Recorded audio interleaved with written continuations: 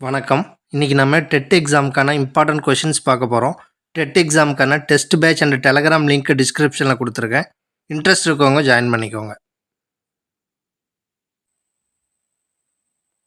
First question, வம்சவிருத்தி என்ற சிறுகதை தொகுப்பை எழுதியவர் யார்? வம்சவிருத்தி என்ற சிறுகதை தொகுப்பை எழுதியவர் யார்? சரியான விடை முத்துலிங்கம். செகண்ட் கொஷின், வாடிவாசல் என்ற நூலை எழுதியவர் யார்? வாடிவாசல் என்ற நூலை எழுதியவர் யார்? சரியான விடை சீசு செல்லப்பா.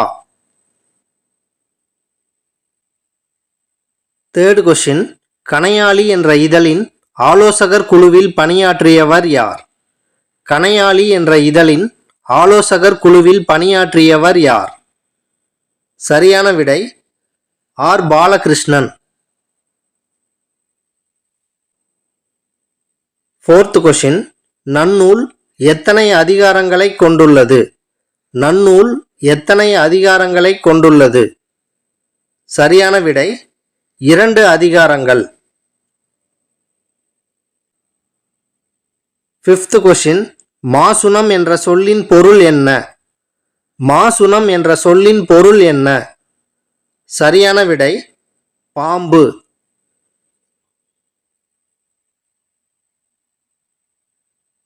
சிக்ஸ்த் கொஷின், சேக்கிலார் பிள்ளை தமிழ் என்ற நூலை எழுதியவர் யார்?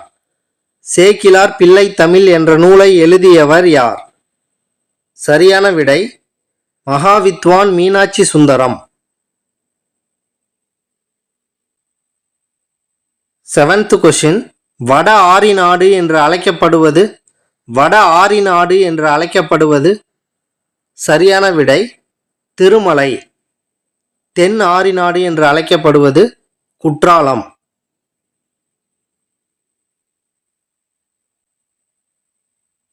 எய்த் கொஷின், ஏதலி குருவிகள் என்ற நூலை எழுதியவர் யார்?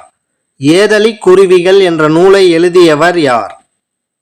சரியான விடை அழகிய பெரியவன். நைன்த் கொஷின், உலத்திப்பாட்டு என்று அழைக்கப்படும் நூல் எது? உலத்திப்பாட்டு என்று அழைக்கப்படும் நூல் எது? சரியான விடை பல்லு.